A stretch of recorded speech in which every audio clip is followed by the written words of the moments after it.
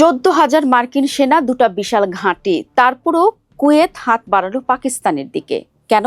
কারণ আমেরিকা, যাদের কুয়েতকে রক্ষা করার কথা, তারাই এখন সবচেয়ে অরক্ষিত।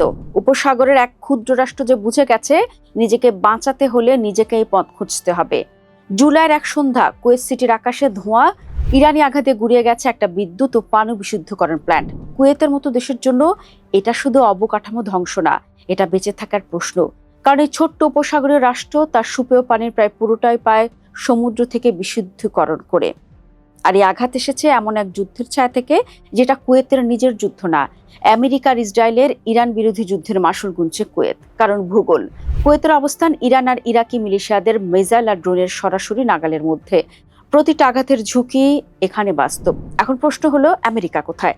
কুয়েতে আছে 14,000 মার্কিন সেনা, মধ্যপ্রাচ্যের যে কোনো দেশের চেয়ে বেশি আছে ক্যাম্প আরিফজান, আছে আলী আল সালেম বিমান ঘাঁটি, আমেরিকার দুটি বিশাল সামরিক স্থাপনা। কিন্তু এত সেনা থাকার পরও কুয়েত নিরাপদ না, কারণ মার্কিন উপস্থিতি ছিল প্রতিরোধ, প্রতিরক্ষা না।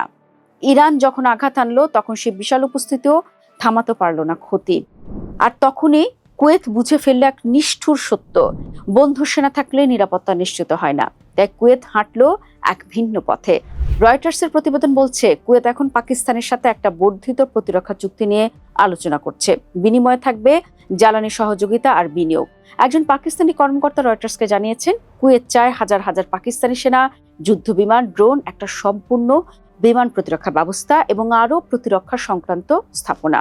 এটা কোনো ছোটখাটো সহযোগিতা চুক্তি না, এটা একটা রাষ্ট্রের নিজস্ব সামরিক ছত্রছায়া গড়ে তোলার চেষ্টা আমেরিকার বাইরে গিয়ে। কুয়েত একা না, গত বছর সেপ্টেম্বরে সৌদি আরব সই করেছে পাকিস্তানের সাথে এক পারস্পরিক প্রতিরক্ষা চুক্তি, মুসলিম বিশ্বের একমাত্র পারমাণবিক শক্তিধর রাষ্ট্রের সাথে। মে মাসে রয়টার্স জানিয়েছিল, পাকিস্তান ইতিমধ্যে সৌদি আরবে পাঠিয়েছে 8,000 সেনা, একটা যুদ্ধ বিমান স্কোয়াড্রন আর একটা চীনা বিমান প্রতিরক্ষা ব্যবস্থা। এখন কুয়েত একই পথে হাঁটছে। একটা প্যাটার্ন স্পষ্ট হয়ে উঠেছে। উপসাগরের দেশগুলো একে একে তাকাচ্ছে ইসলামাবাদের দিকে, আমেরিকার বিকল্প হিসেবে অথবা তার পরিপূরক হিসেবে। কিন্তু কেন পাকিস্তান? কারণ পাকিস্তানের হাতে এক বিরল কার্ড আছে। একদিকে ওয়াশিংটনের সাথে ঘনিষ্ঠ সম্পর্ক, বিশেষ করে ট্রাম্প প্রশাসনের সময়, অন্যদিকে তেহরানের সাথেও সৌহার্দ্যপূর্ণ সম্পর্ক। এই দ্বৈত সম্পর্কই পাকিস্তানকে দিয়েছে এক অনন্য ভূমিকা, মধ্যস্থকারের ভূমিকা। কাতারের সাথে মিলে পাকিস্তান সাহায্য করেছিল আমেরিকা ইরান যুদ্ধবিরতি বাস্তবায়নে, যদিও সেই যুদ্ধবিরতি এখন তীব্র চাপে। পাকিস্তান নিজের ইরান সম্পর্ক ব্যবহার করেছে সৌদি আরবের উপর হুতি হামলা ঠেকাতে, লবিং করার জন্য। একটা রাষ্ট্র দুপক্ষের কাছে বিশ্বাসযোগ্য, উপসাগর এখন সেটাই সবচেয়ে দুর্লভ সম্পদ। তবে সম্প্রসারিত চুক্তির ঝুঁকিও কম না। কুয়েত আর পাকিস্তান 2023 সালে একটা নিরাপত্তা চুক্তি সই করেছিল, প্রশিক্ষণ আর যৌথ মহড়া কেন্দ্রিক। কিন্তু এখন কথা হচ্ছে সৌদি মডেলের মতো এক পারস্পরিক প্রতিরক্ষা ধারা নিয়ে। সেটা পাকিস্তানের জন্য অনেক বড় দায়বদ্ধতা। সৌদি আরবের ক্ষেত্রে বিশ্লেষকরা প্রশ্ন তুলেছিলেন, এই চুক্তি কি সৌদি আরবকে পাকিস্তানের পারমাণবিক ছত্রছায়ার নিচে নিয়ে আসে? মার্কিন কর্মকর্তারাও এই ভাষা নিয়ে ইসলামাবাদের সাথে কথা বলেছিলেন। কুয়েতের বেলায় ঝুঁকিটা আলাদা। সৌদি আরব বিশ্বের সবচেয়ে বড় অর্থনীতি, মক্কা মদিনার আশ্রয়দাতা। ইরানের উপর তার প্রভাব অনেক বেশি। কুয়েত মাত্র 50 লক্ষ মানুষের একটা দেশ, ইরানের উপর তার সেই প্রভাব নেই। তাই প্রশ্ন থেকে যায়, পাকিস্তান কি সত্যি দায় নেবে? এই পুরো ঘটনাটা একটা বড় সত্যের ইঙ্গিত দিচ্ছে। 90-এর দশকে সাদ্দাম হোসেনের কুয়েত আগ্রাসনের পর থেকে আমেরিকার সামরিক উপস্থিতি এই অঞ্চলে ছিল একরকম ধ্রুবক। ওসমানীয় আমলে কুয়েত ছিল বসরা প্রদেশের অংশ। ইতিহাসের অন্য এক অধ্যায়ে অন্য এক শক্তির ছায়ায় আজ আবার এক নতুন বিন্যাস তৈরি হচ্ছে।